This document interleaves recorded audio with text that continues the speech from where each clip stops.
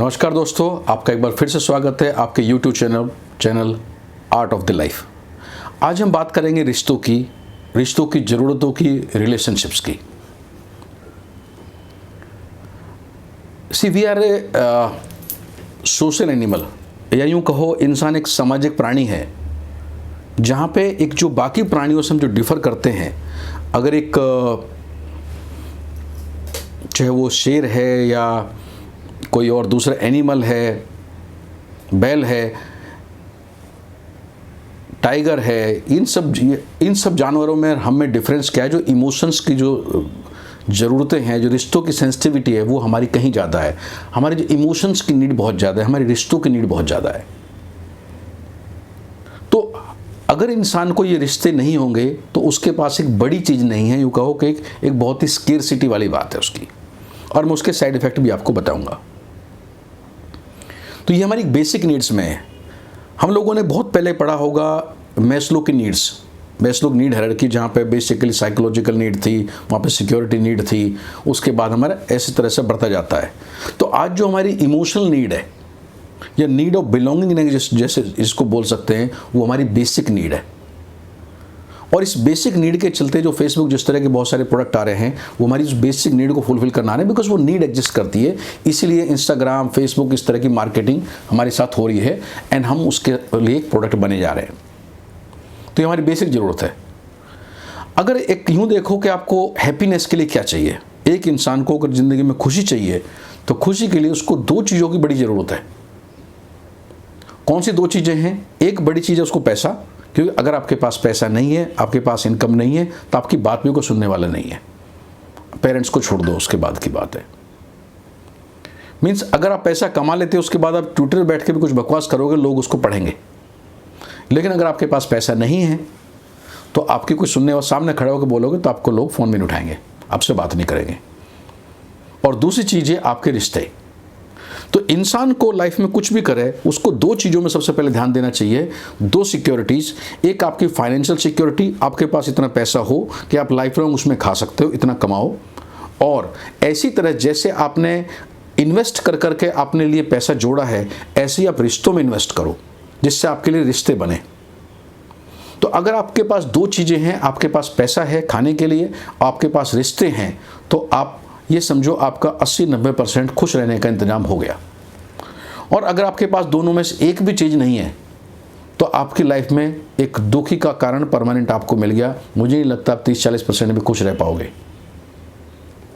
और ये बताने इसलिए पड़ रहा है कि हम एक फैक्टर को देखते हैं, हम पैसे के बारे में सोचते हैं, पैसा हमने कमा लिया, लेकिन हमारे पास रिश्ते नहीं है, खुशी नहीं है, तो उस पैसे का क्या करोगे? कई सारे क्लाइंट हमारे पास आते हैं, जहाँ पे कुछ लोग ऐसे भी हैं जैसे उन्होंने शादी नहीं करी, जब 45-50 साल की एज हो गई, उनके पास पैसा है, काफ़ी अच्छा पैकेज हो गया प्राइवेट सेक्टर में काम करते करते, लेकिन उनके पास फैमिली नहीं है शेयर करने के लिए। एक अकेलापन है, एक लोनलीनेस है। उनको अब महसूस होता, तब महसूस नहीं है, तब वो यंग थे, तब सारी दुनिया अपनी थी, आज महसूस होता है। कहीं पे ऐसे लोग हैं, करोड़ों रुपए का पैकेज है, लेकिन घर पे शांति नहीं है, घर पे खुशी नहीं है। कुछ लोग यंग एज है, भाग दौड़ के एब्रॉड चले गए, बाहर जाकर सेटल हो गए, एज 35-40 साल तक एज आ गई, लोगों का पीछे छोड़ के चले गए, आपने कभी उनकी सुध नहीं ली। आज वो आपके लिए वेट नहीं कर रहे, वो आपके लिए खुश नहीं, they have also moved on, उनकी अपनी ज़िंदगी है। कुछ लोग घर से बाहर काम करने में, जॉब करने में इतना टाइम लगा दिया, घर की तरफ तो कभी देखा ही नहीं, तो घर पे लोग बैठ कर उसका वेट नहीं कर रहे, तो उन्होंने भी कहीं मन लगाना शुरू कर दिया। कुछ लोग बाहर जाके बोला हम चैरिटी में काम कर रहे हैं, हम सत्संग में काम कर रहे हैं। तो ये बेसिकली एस्केपिस्ट लोग ज़्यादा होते हैं जो इस तरह की बात करते हैं। तो अगर आप ऐसे एस्केप कर रहे हो, तो घर पे कौन आपका वेट कर रहा है? तो वो रिश्ते आपके साथ धीरे धीरे ख़त्म होते चले जाते हैं। बहुत लोग ऐसे बोलते हैं मुझे सत्संग में काम करना चाहिए, मुझे चैरिटी में काम करना चाहिए, मुझे सोशल सर्विस करनी चाहिए, मुझे लोगों की भलाई करनी चाहिए। अरे पहले अपने रिश्ते बना के अपनी भलाई तो कर लो।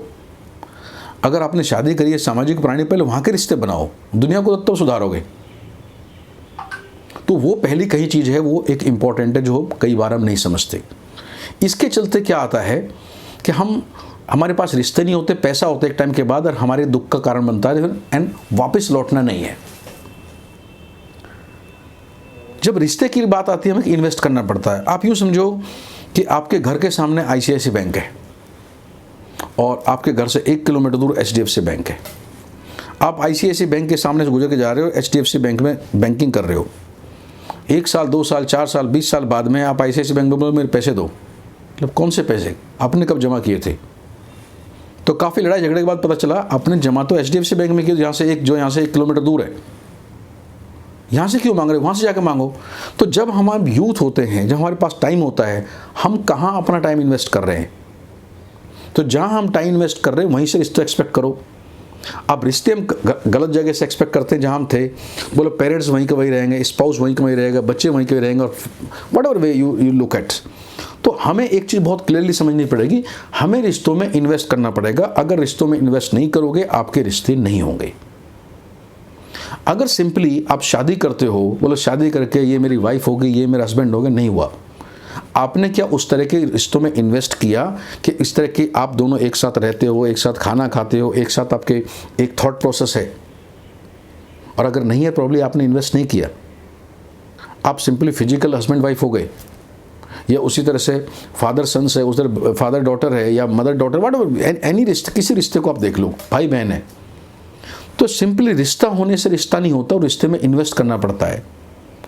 अगर 2 भाई में how frequently they meet, how frequently they talk, उन्होंने रिश्ते में इन्वेस्ट कितना किया? क्योंकि एक मदर एक पेरेंट्स के यहाँ से पैदा हुई इसलिए रिश्ता है? मेरे हिसाब से दिस इज़ नॉट सफिशिएंट। इतने से काम नहीं चलेगा। ये रिश्ता नहीं है, ये तो एक जन्म का है, जो जिसको हम बोल सकते हैं जन्म एक साथ हुआ था या एक फैमिली में हुआ था। आपने रिश्तों में इन्वेस्ट नहीं किया। यू टेक, और can say we take relations for granted. जैसे हमें लगता है इसमें इन्वेस्ट करने की जरूरत है, क्या इन्वेस्ट करना, वाइफ है तो वाइफ है, हस्बैंड है तो हस्बैंड है, उसका क्या है, क्या करेगा, ये सब करेगा, क्योंकि उसको भी टाइम बिताना, वो भी कहीं और कुछ करेगा।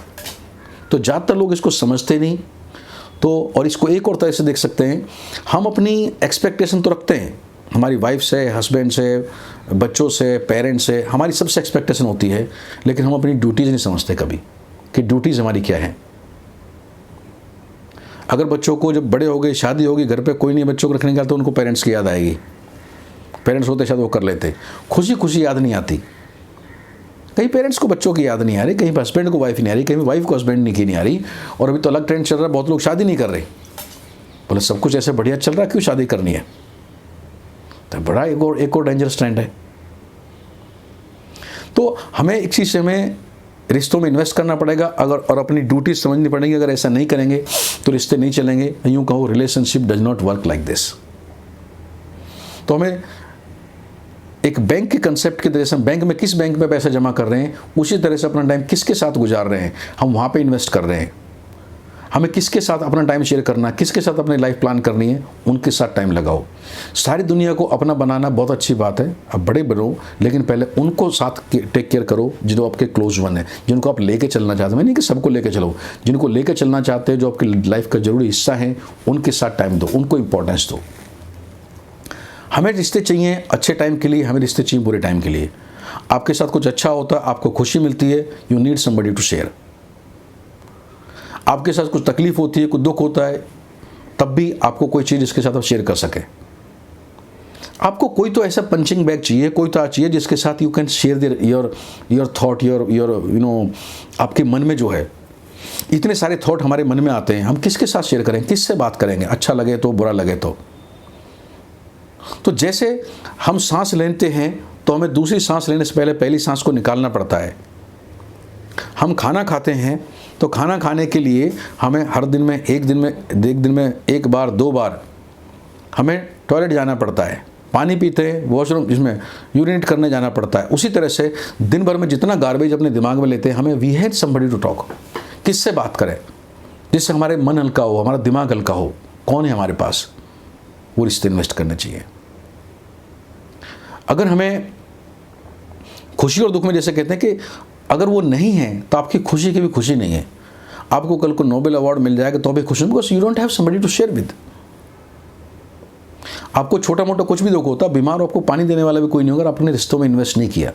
और हम ऐसी गलतियां बहुत करते हैं, रिश्तों में इन्वेस्ट नहीं करते। और ख़ास तौर पे जब हम यंग होते हैं 20-25 साल से की एज से लेकर 30-35 साल की 40 साल तक की एज तक। और यहाँ पे जब हम गलती करते हैं, जब हम 35-40 साल तक रिश्तों में इन्वेस्ट नहीं करते, तो जो हमारे रिश्ते क्लोज होते हैं, चाहे हस्बैंड वाइफ हो, भाई बहन हो, पेरेंट्स हो, वो आपका वेट नहीं करते रहते। दे ऑल्सो स्टार्ट समबडी, जहाँ पे जिसको जो इन्वेस्ट करना होता है इन्वेस्ट करते हैं। और बाद में जब वापस मुड़ के आते हो कि मेरे पेरेंट्स कहाँ हैं, पता चला पेरेंट्स काफ़ी बीमार हो गए, दूसरे भाई के पास रह रहे हैं, या उनकी डेथ हो गई है, यू डोंट गेट इट। या भाई बहन है, दे हैव मूड, आज आपको पहचानते भी नहीं है, तो बाद में आप वापस आओगे, वो आपको नहीं मिलेंगे। उन्होंने भी कुछ ना कुछ अपना ढूंढ लिया होगा। तो इससे पहले कि लोग मूव ऑन करें, पैसे के साथ साथ जितना पैसे के पीछे पड़ते हो उतना ही हमें रिश्तों के पीछे पड़ना होगा। दोनों चीज़ें, पैसा और रिश्ता, दोनों बराबर रख के हमें चलना पड़ेगा। और गलती जैसे मैंने बताया, जब करते हैं हमारी यंग एज होती है, हमें लगता है कुछ ज़रूरत नहीं है, क्योंकि यंग एज में सारी दुनिया हमारी है। आप जिधर निकल जाओ, यंग बच्चों पे, लड़के लड़की सब पे सब इन्वेस्ट कर रहे हैं, तो सारी दुनिया अपनी है। आप जहाँ जॉब करते हैं वहाँ भी सब आपको पूछ रहे हैं, आपका फ्रेंड सर्किल है। जैसे जैसे आपकी एज बढ़ती है, जॉब वाले लोग आपको छोड़ते जाते हैं और घर पे लोग आपके लिए बसते नहीं हैं।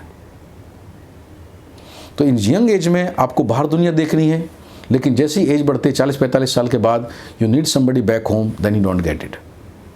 तो जैसे पैसे ही जोड़ते हो बुढ़ापे के लिए, ऐसे रिश्ते भी जोड़ो। एक जो बड़ा हमारे समाज में तकलीफ आई है, या जो एक चेंज आया है वेस्टर्नाइजेशन चलते, कि जैसे बच्चे बड़े होते हैं बहुत एक असर्टिवनेस है भी, और एक बोलते हैं कि भाई ये लाइफ है, मेरी लाइफ है और मेरी लाइफ में मुझे खुश रहना है। My life concept, whose life is this, my life. तो मेरी लाइफ के लिए मैं रिस्पॉन्सिबल, मेरी लाइफ के मैं डिसीजन लूँगा, whether decision of marriage, whether decision of child, whether decision of education, any damn decision, I will take decision. जब आप पेरेंट्स बन जाते हो, आपके बच्चे होते हैं, आप बच्चों को पैदा करना, उनको बड़ा करना, उनको पालन पोषण करना, उनका टीकाकरण से लेकर सारा ध्यान रखना, उतना इन पर इन्वेस्ट करना, और वो बच्चा बड़ा होकर बोलते हैं इट्स माई लाइफ। तो क्या उन पेरेंट्स की लाइफ नहीं है ये? आपके भाई बहन होते हैं जिनके साथ आप बड़े होते हो, खुश दुख में आपके साथ रहते हैं, क्या उनकी लाइफ नहीं है? क्या आपके कुछ अच्छा बुरा होने से उनको फर्क नहीं पड़ता? तो ये जो एक कंसेप्ट है कि माई लाइफ, इस कंसेप्ट में प्रॉब्लम है। ये life it's not my life. मेरे साथ मेरे पेरेंट्स की भी लाइफ है, मेरे ब्रदर सिस्टर्स की भी लाइफ है, मेरे स्पाउस की भी लाइफ है। It's a collective thing. I may have may be out of 100% I may have कि मेरा अपना से मे बी 30% हो, 40% हो, बट 60% 70% औरों का भी है। It's not only my life. We have grown together, so it's a social animal. हम जितना इसको अलग थलग लेके चलेंगे, हम अलग थलग पढ़ते जाएंगे, और हमारे दुख का बिल्कुल कारण होगा, उसका कुछ सॉल्यूशन नहीं है। और जब हमारे पास कोई नहीं बचता, हमारे पास वापस आने के बाद जीने की हिम्मत नहीं बढ़ती। आपने सुना कैंसर के पेशेंट में एक बहुत इंपॉर्टेंट होता है उनकी विल पावर। अगर उनकी विल पावर अच्छी, जीने की विल पावर अच्छी है, तो कैंसर का ट्रीटमेंट हमारा फास्ट हो जाता है, रिकवरी अच्छी होती है, चांसेस आर बेटर। अगर हमारी विल पावर कमज़ोर है, हम ज़्यादा सिक पड़ते हैं, हम ज़्यादा बीमार होते हैं, और कैंसर जैसी बीमारियों से नहीं उबर पाते। आपसे बात करते करते एक मुझे मूवी याद आ रही है। एक आई थिंक 10-12 साल पहले एक मूवी आई थी, रंजना। इसमें एक्टर थे धनुष, जो साउथ इंडियन एक्टर है, it's a very brilliant actor, and I believe the Sonam Kapoor. तो मूवी फ्लैशबैक में चलती है, तो उसको गोली लग जाती है हीरो को, दैट इज़ धनुष को। वो बोलता है कि मैं जी सकता हूँ, लेकिन अब किसके लिए जीऊँ, अब किसी जीना नहीं चाहता मैं, and that is how he die. तो एक लाइफ टाइम होता है जब आपके पास रिश्ते नहीं बचते, जहाँ आपने इन्वेस्ट नहीं किया होता, या जहाँ आपने इन्वेस्ट किया वो आपको धोखा दे देते हैं। By the way, in that case movie he is invested in one girl only, and when that girl ditch, the person goes to die, जानबूझ कर मरने चला गया। It's very beautiful story and very wonderful movie. अगर आपने नहीं देखी, बिल्कुल देखनी चाहिए मूवी।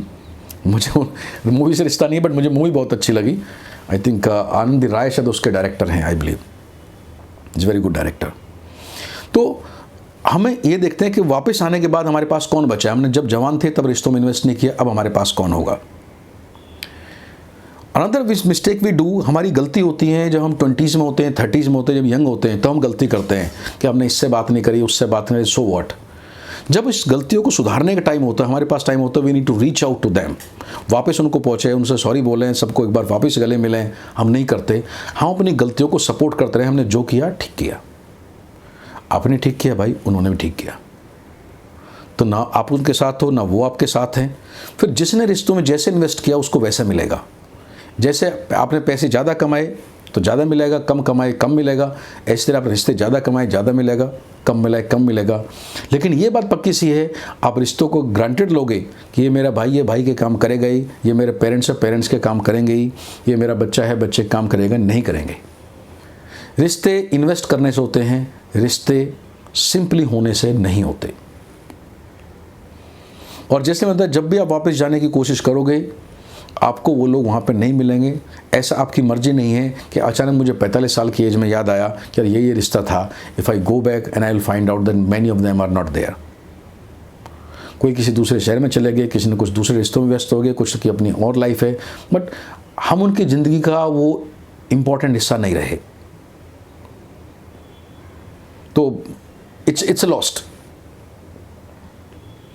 अगर आप वेस्टर्न कंट्रीज में देखोगे, यूरोप में और इवन अमेरिका में, डाइवोर्स के केस बहुत ज़्यादा हैं, सेपरेशन बहुत ज़्यादा है और खुशी खुशी लोग सेपरेट होते हैं। हम तो 7 जनों के साथ बोलते हैं, वो 7 महीने की गारंटी नहीं होती। It's a concept of being partner. Internationally loneliness एक बहुत बड़ी डिसीज़ है। जिसे कहते हैं लाखों करोड़ों लोग इस लोनलीनेस से सफ़र कर रहे हैं। अकेले बुजुर्ग हो गए, बुढ़े बुढ़िया भी अकेले नहीं रहते, अकेले मतलब साथ में रहते, कई बार वो भी अलग अलग हो जाते हैं। तो लोनलीनेस अगर आप इसको गूगल पे डाल के पढ़ोगे, ये वेस्टर्न कंट्रीज़ में, सो कॉल्ड डेवलप कंट्रीज़ में एक बड़ी समस्या है। और समस्या ये है, जब हमारे पास समय था हमने रिश्ते को समय नहीं दिया, हमने रिश्तों में इन्वेस्ट नहीं किया और बाद में रिश्ते हमारे लिए बचे नहीं। तो इससे पहले कि लेट हो आप उनको देखो। उसी तरह से इन वेस्टर्न कंट्रीज़ में साइकेट्री प्रॉब्लम बहुत हो रही हैं। हर एक के पास कोई ना कोई साइकेट्रिस्ट होता है। अब वो उसके पास कितने फ्रिक्वेंटली मिलते हैं, किसी को डिप्रेशन है, किसी को एंजाइटी है, किसी को ओसीडी है, किसी को मे बी सिजोफ्रेनिया है, किसी को बाइपोलर है। But different people are suffering different psychiatry और न्यूरोलॉजिकल एलिमेंट्स। वजह सिंपली यही है, हमारी लोनलीनेस, हमारा बाकी लोगों पर ध्यान नहीं देना, हमारे रिश्तों में इन्वेस्ट नहीं करना। पिछले दिनों टाइम्स ऑफ इंडिया में एक न्यूज़ आई थी और आप भी गूगल करके देख सकते हैं। इंडिया में, ये गवर्नमेंट ऑफ डेटा के हवाले से था, इंडिया में करीब 7.5 crore women there in the age group of 19 to 49 they are single. इसमें से करीब 1.5 करोड़ ऐसी हैं जिन्होंने शादी की नहीं, दे चूज़ नॉट टू मैरी।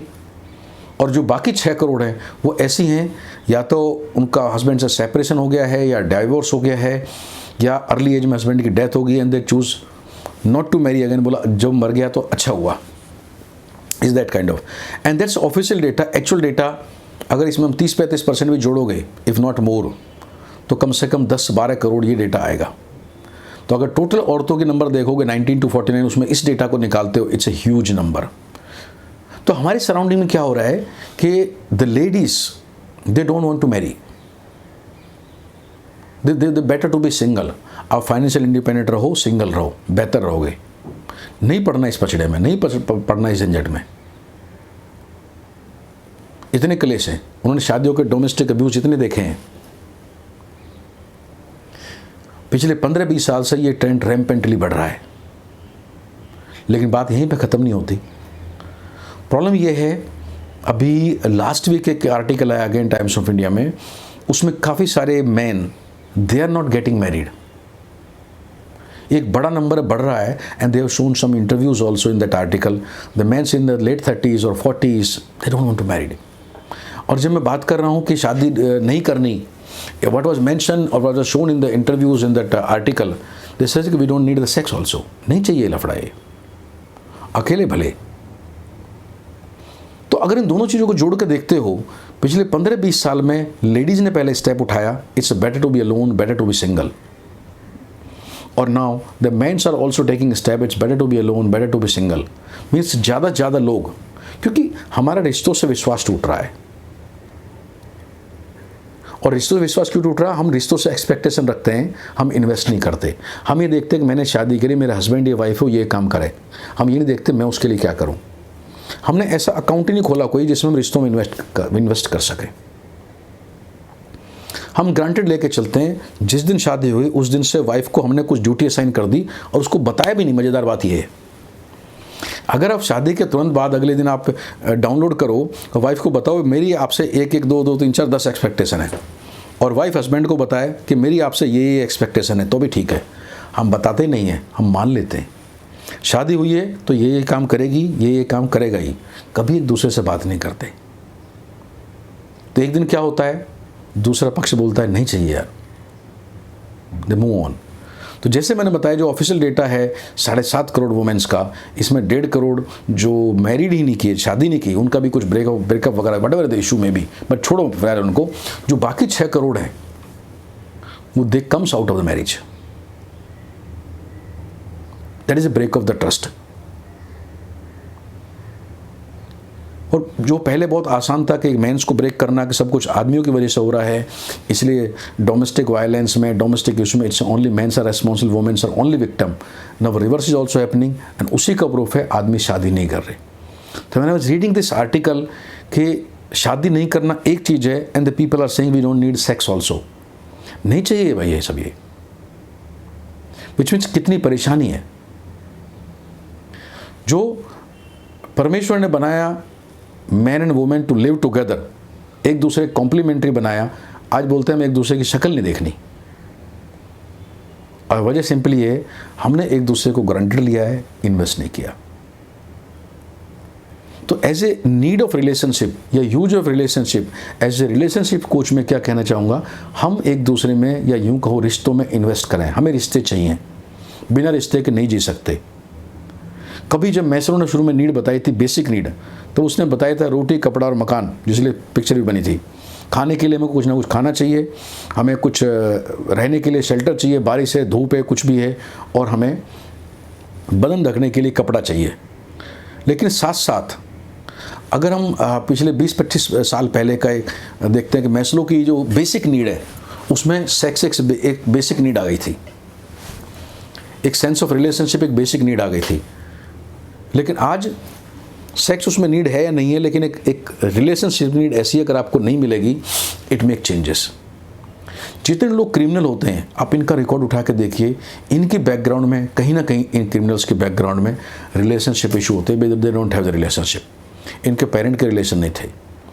आप फिल्मों में काम करने वाले लोगों को देखो, majority of people who come to movie industries, not 100% but at least 70-80% they have relationship background, relationship issues, जिससे उनके अंदर का हेजिटेशन, शर्म, व्हाटएवर हम जो बोलते हैं अपनी लैंग्वेज में, वो सब निकल जाता है। Because they now they look at, ये सब कुछ बेकार की बात है, and their life is spoiled. इसलिए आप पेपर में पढ़ोगे मूवी स्टार्स के बारे में, मैं स्टार तो इनको नहीं बोलूँगा, मूवी एक्टर्स के बारे में, आज इसका इससे रिलेशन है, कल को उसका, परसों को उसका, and then things life goes on, because बहुत ही मैकेनिकल लाइफ है ये। इन्होंने पहले भी रिश्तों की इंपॉर्टेंस नहीं समझी, आज भी नहीं समझ रहे, अरे कट ऑफ होते जा रहे हैं। तो मैं वापस वहीं आऊँगा जहाँ से मैंने शुरू किया था। हमें रिश्तों की उतनी ज़रूरत है जितनी हमको पैसे की ज़रूरत है। आपके लाइफ के 2 बेसिक पिलर्स हैं जहाँ पर आपको खड़े होंगे, या जो आपको सबसे पहले करने चाहिए, आपकी फाइनेंशियल सिक्योरिटी और आपकी रिलेशनशिप सिक्योरिटी।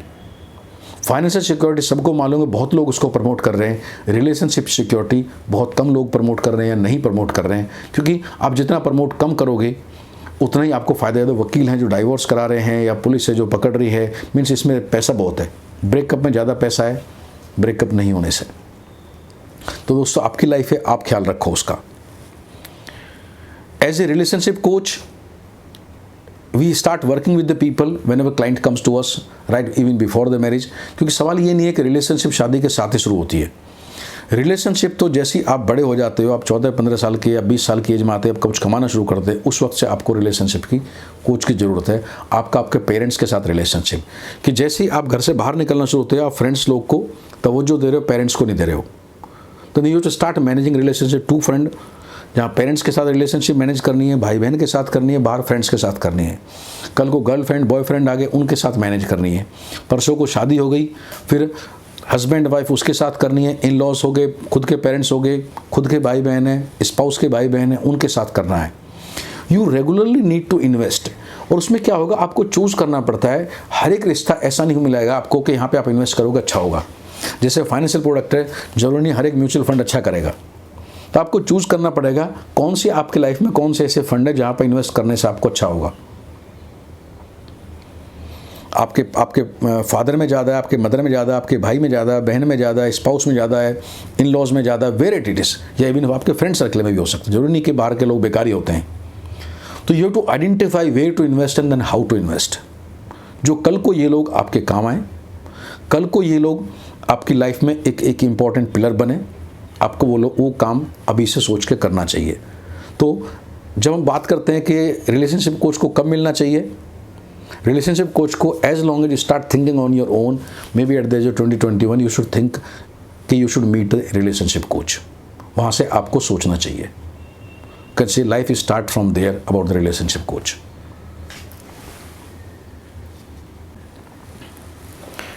फर्दर जब हम रिलेशनशिप कोच के बारे में सोचते हैं, एक और थॉट हमारे दिमाग में आता है, फीस बहुत होगी, एक एक्स्ट्रा खर्चा है। फीस ज़्यादा नहीं होती, बहुत नॉमिनल फीस होती है, बिकॉज ये एक पॉजिटिव काम है और आपको साल में 6 महीने में एक बार मिलना होता है। तो it's not something huge they charge. आप ये समझो जैसे आप इनकम टैक्स रिटर्न फाइल करते हो, एक सीए रखते हो, कोई आपका फैमिली डॉक्टर होता है, कोई छोटी चोट लगने जाते हो, ऐसे ही एक आपका रिलेशनशिप कोच है हु राइट फ्रॉम बिगिनिंग वो अंडरस्टैंड यू, जो आपको आपके जैसा ही जानता है, जैसा आप आपको जानते हो सकता आपको आपसे अच्छा हो जानता हो, जो आपको टाइम टू टाइम गाइड कर सके, कैसी स्थिति में आपको कैसे रिलेशनशिप में कैसे इन्वेस्ट करना चाहिए, how to live life more happily. फिर कई इशू आता है कि पर विजिट देना होगा पैसा। अभी ज़्यादातर relationship coach annual charges base पे रहते हैं, क्योंकि अगर आप एनुअल चार्जेस देते हैं तो एक साल में 2 बार 3 बार 4 बार any time you can feel free to talk to them, and उस तरह का कॉन्ट्रैक्ट बन जाता है। कब तक मिलना चाहिए, ये एक लाइफ लॉन्ग रिक्वायरमेंट है, या कम से कम 50-60 साल तक आपको रखनी चाहिए, एज लॉन्ग एज आपकी, मतलब आपको इसको आप सीए से या अर्निंग से जोड़ के देखो, जैसे आपकी वो ज़रूरत है ऐसी आपकी ज़रूरत है। फिर एक क्वेश्चन आता है कि relationship is a very secret issue, क्या किसी और को डिस्कस करने से बताने से सीक्रेट रह पाएगा? आपको आईसीएफ सर्टिफाइड कोच होने चाहिए। आईसीएफ सर्टिफाइड कोच होने का मतलब है उस कोच के पास रनिंग विलिंगली अभी तक एमसीसी, पीसीसी या एसीसी की डिग्री हो, ग्लोबल आईसीएफ का मेंबर हो। उसके लिए आप ग्लोबल आईसीएफ जिसको बोलते हैं इंटरनेशनल कोचिंग फेडरेशन की आप साइट पे जा सकते हो और वहाँ पे उनका डिटेल देख सकते हो, वहाँ पे उनका नाम उनके डायरेक्टरी मिलेगा। क्योंकि ऐसा करने से इस तरह के जो कोच होंगे वो उस इंटरनेशनल बॉडी को कमिटेड होते हैं, वहाँ से उनका नंबर मिला हुआ होता है, उनको एक्रेडिटेशन मिला हुआ होता है। अगर कभी भी ऐसी चीज़ वो ब्रेक करते हैं, anybody can complain, their membership can go. तो secrecy is part of them. Secrecy इस हद तक होती है कि अगर एक बेटा आके किसी कोच को मिलता है, उसका फादर भी आ जाए, तो उसके फादर को भी वो सब चीज़ नहीं बताएंगे जो बेटे से बात हुई है। अगर आप अपने बच्चे को लेके आ रहे हो तो आपके बच्चे से जो बात करेंगे वो सारी बातें आपको नहीं बताएंगे। आपको उतनी बात बता सकते जितने आपके लायक हो, जितना हम सही समझते हैं आपको बतानी चाहिए। कोचिंग का मतलब secrecy is a part and parcel of coaching, एक ही मस्ट है, इसमें कभी कुछ कंप्रोमाइज नहीं होता अगर आपने आईसीएफ सर्टिफाइड कोच लिया है तो you should not worry about secrecy. तो ये आज का हमारा एडिशन था रिलेशनशिप कोचिंग के बारे में और यूज़ ऑफ रिलेशनशिप के बारे में। हमें इंतजार रहेगा आपके फीडबैक का, आपके कमेंट्स का। इसके रिगार्डिंग आपके कुछ क्वेश्चन हो तो आप क्वेश्चन चैनल पे पूछ सकते हैं। आपके कुछ इसमें फ्यूचर सजेशन है, आप हमें सजेस्ट करना चाहें वो कर सकते हैं। कुछ और टॉपिक्स पे आप सुनना चाहते हैं इस तरह के जो हमारे इस चैनल के प्रीव्यू में आते हैं तो बिल्कुल वो भी कर सकते हैं। और आप इस YouTube चैनल को, नया चैनल है, आप इसको सब्सक्राइब करें। और आपको ये वीडियो अच्छा लगता है आप इस वीडियो को अपने फ्रेंड सर्कल में, अपने व्हाट्सएप ग्रुप में इसको शेयर करें। अगर आप हमसे कंसल्ट करना चाहते हैं, अपना कंसल्टेशन बुक करें, आपको व्हाट्सएप नंबर दिया हुआ है और वीडियोस के डिस्क्रिप्शन में और वीडियोस के और चैनल के एंड में भी हमारा ईमेल आईडी भी है, उसके थ्रू भी आप कंसल्टेशन बुक कर सकते हो।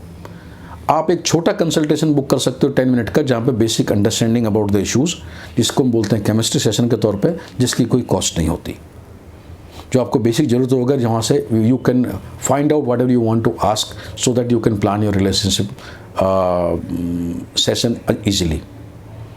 हम ऑपरेट करते हैं weekdays also as a weekend because there are some working people, because ऐसे चीज़ों के ऐसे discussion you should be free from all the botheration, free from tension. तो आपको वीकेंड में सेशन मिल सकते हैं, लेट इवनिंग में सेशन मिल सकते हैं, as per a mutual convenience sessions can be planned.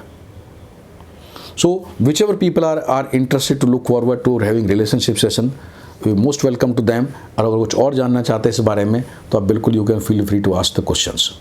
तो thank you for being with me today and thank you for watching this।